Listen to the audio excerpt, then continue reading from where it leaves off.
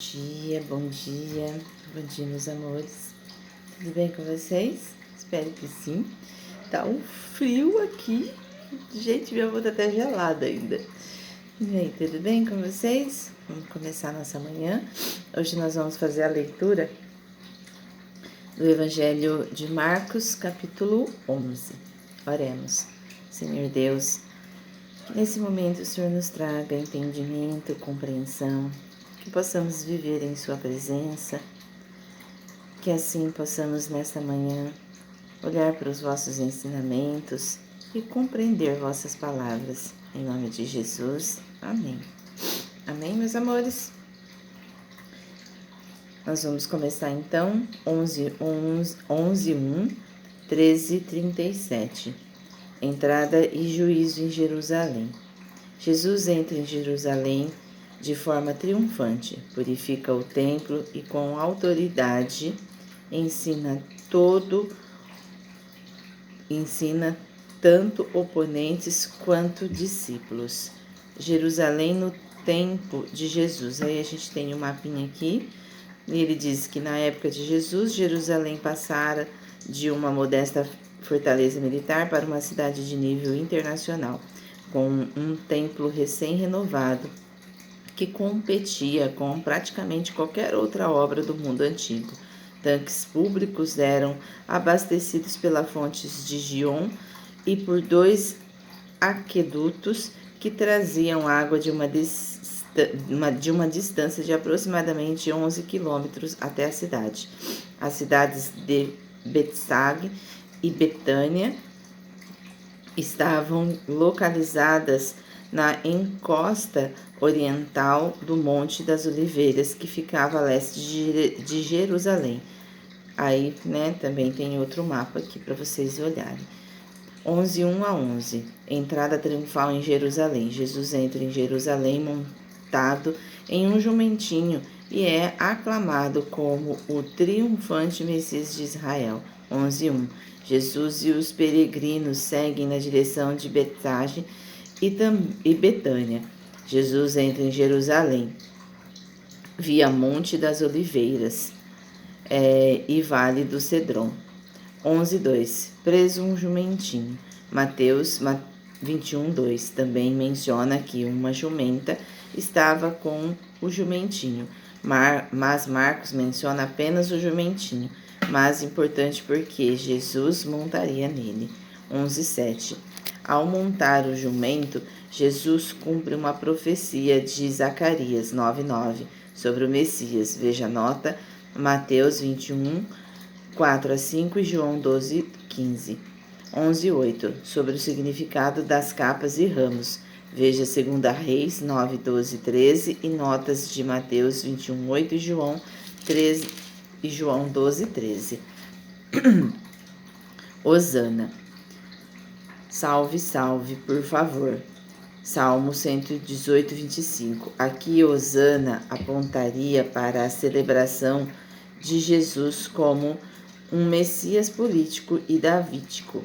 Segundo Salmos 7:14, Isaías 9:1-21, 11, Jeremias 23:1-8. Bendito que vem em nome do Senhor. Vem de Salmos 118:25-26. Uma oração por bênção para o reino messiânico vindouro. Porém, veja também notas Mateus 23:39 e Lucas 13:35. A entrada triunfal acontece no início da semana da Páscoa, que lembra a libertação do povo judeu da escravidão no Egito. Notas Marcos 14:17 e João 2:13. Os peregrinos antevêm agora a libertação messiânica da opressão de Roma. As reivindicações dos discípulos, em última análise, são verdadeiras. Porém, não é Roma que será derrotada, e sim Satanás, o pecado e a morte.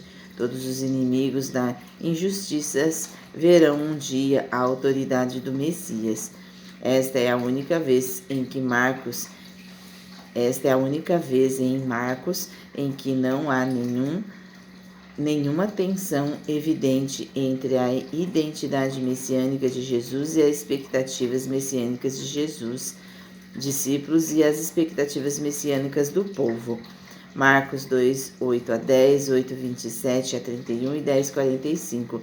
Jesus tolera este breve período de celebração em cumprimento a Zacarias 9, 9, mas com a certeza de que nada impediria a morte divinamente ordenada do Messias. 11, 11. Jesus observou tudo na área do templo, não como um peregrino, mas como um soberano senhor de que de repente vira o seu templo. Malaquias 3:1. Ele observa este centro da vida religiosa judaica para ver se está cumprindo seu propósito de levar as pessoas à verdadeira adoração de Deus, a verdadeira adoração a Deus. Durante esta semana, Jesus e os 12 ficam a uma pequena distância de Jerusalém, em Betânia, provavelmente com seus amigos Lázaro, Maria e Marta. João 12, 2 a 3, 11, 12, 12, 44. Juízo de Jesus sobre os líderes religiosos. As primeiras ações de Jesus depois de ter sido saudado pelo povo como reis são no sentido de lançar um juízo sobre Jerusalém, de modo figurado por meio da maldição da figueira e da purificação do templo, ações que destacam o zelo de Jesus pela verdadeira adoração a Deus. O ensino de Jesus é ousado e repleto de autoridade ao confrontar os governantes religiosos e é introduzido 11, 20 e 25 e concluído 12, 38 e 44 por uma instrução aos seus discípulos 11, 12 e 21.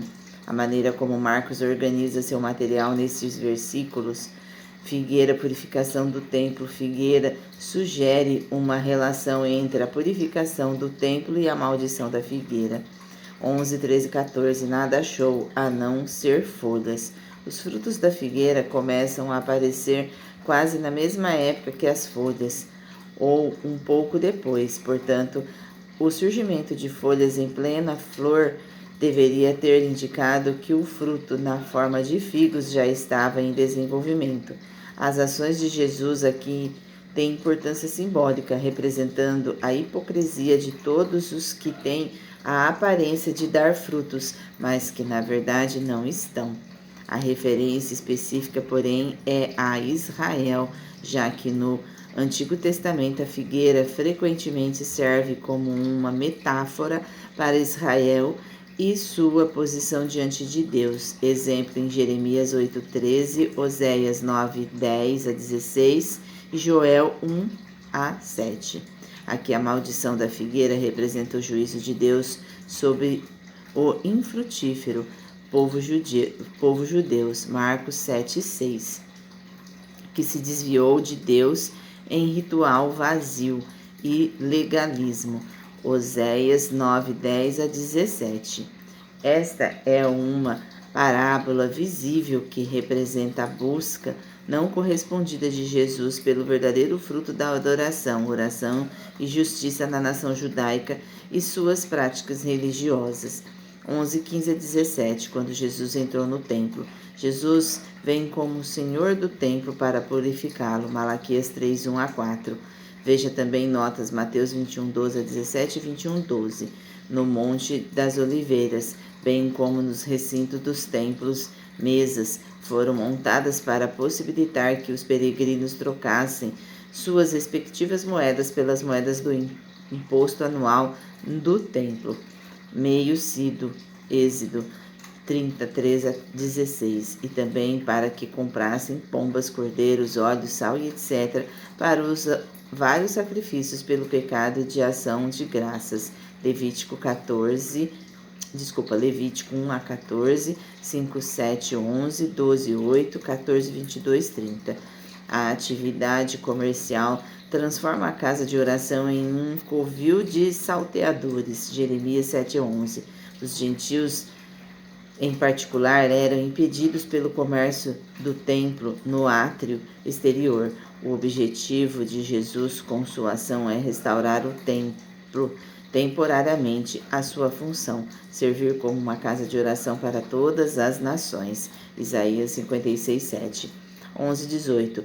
Paradoxalmente, os principais sacerdotes e escribas que são a favor do comércio no templo procuram matar o purificador, 3:6, 15, 31, 32, em vez de serem purificados. Suas ações são motivadas pelo medo da popularidade de Jesus, medo de perderem o poder social, econômico e político e medo de uma revolta pública, caso em que os romanos interviriam. Os líderes judeus viram corretamente o ato de Jesus como um desafio à autoridade deles no espaço mais sagrado do mundo. 11:19, como na Galileia, Jesus periodicamente se retira da sua obra política. 11:20, pela manhã, Mateus ordena os acontecimentos destes 2 dias em uma única narrativa e não especifica que os discípulos não viram a figueira seca até o dia seguinte. Marcos fornece informações cronológicas mais detalhadas, enquanto Mateus trata o acontecimento de forma de tópicos. Mateus 21, 18 a 22. 11:21, a figueira ficou seca dentro de 24 horas, talvez bem rapidamente. Mateus 21, 19, ela simboliza o juízo de Deus sobre Israel. Isaías 34, 4, Joel 1, 7 a 12, Amós 4, 9 e também Marcos 11, 13 a 14. 11, 22, 23. Tenha fé em Deus. A resposta de Jesus deve ter surpreendido os discípulos, o que tem a ver com a maldição da figueira. Seu argumento é que eles devam confiar em Deus para remover tudo o que os impede de darem fruto para Deus. Mover um monte era uma metáfora na literatura judaica para fazer o que era aparentemente impossível. Isaías 44, 49, 11, 54, 10, Mateus 21, 21 a 22. Aqueles que creem em Deus podem ter a certeza de que Ele realizará até mesmo o impossível de acordo com a sua soberana vontade. 11, 24 e 25. Tudo que pediam em oração, tudo o que pedirem em oração, Deus tem prazer em dar boas coisas aos que lhes pedirem. Mateus 7:11. E é capaz de atender qualquer oração, embora devemos pedir por motivos piedosos. Tiago 4:3. E de acordo com a vontade de Deus. 1 João 5:14. Creiam que já o receberão, e assim será com vocês. Aqueles que confiam em Deus para as coisas certas e de maneira certa, pode ter certeza de que Deus, segundo a sua riqueza em glória, há de suprir em Cristo Jesus tudo aquilo que vocês precisam. Filipenses 4:19, sabendo que todas as coisas cooperam para o bem e que Ele nos dará graciosamente com Ele todas as coisas. Romanos 8:28, 32. Alguns têm entendido de forma equivocada este versículo, dizendo às pessoas que se elas orarem por cura física ou por qualquer outro pedido específico e se tiverem fé suficiente, podem ter certeza de que Deus já fez ou fará aquilo que pedem. Porém, sempre devemos ter a mesma perspectiva que Jesus teve, isto é, confiança no poder de Deus, mas também submissão à sua vontade. Pai, tudo é possível. Não seja o que eu quero, e sim o que tu queres. Marcos 14:36. 11:28 e 33.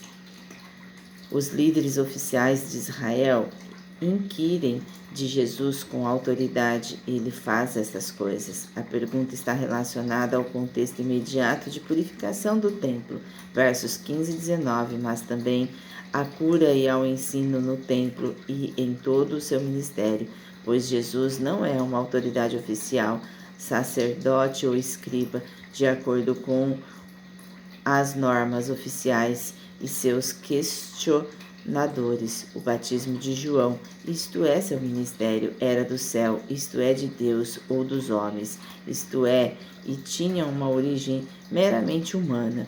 Para evitar o dilema proposto pela pergunta, os oponentes de Jesus respondem: não sabemos. Eles temiam as consequências de falar contra João Batista, cujo ministério divinamente autorizado também foi realizado à parte da autoridade oficial judaica.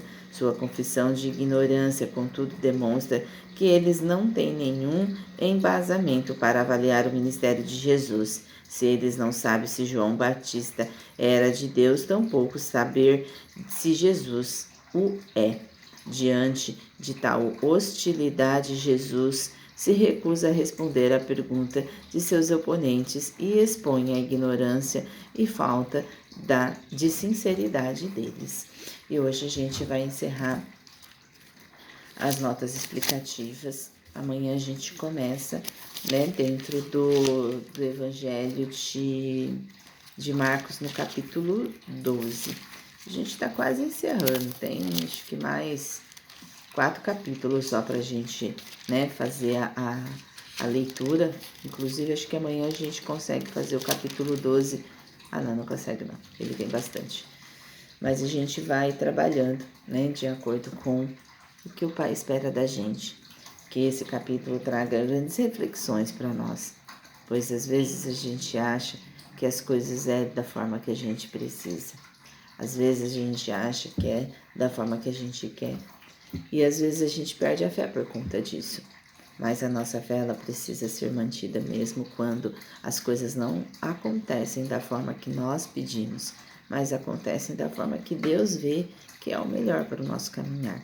Amém? Que possamos trazer esse capítulo 11 para nossas reflexões diárias, que muitas vezes precisamos primeiro tirar aquilo que não está dando fruto, para que novas sementes possam nascer, que precisamos aprender a ter fé e confiar mesmo quando as nossas expectativas não são ouvidas, mas sim aquilo que Deus quer para a nossa vida e para o nosso caminhar.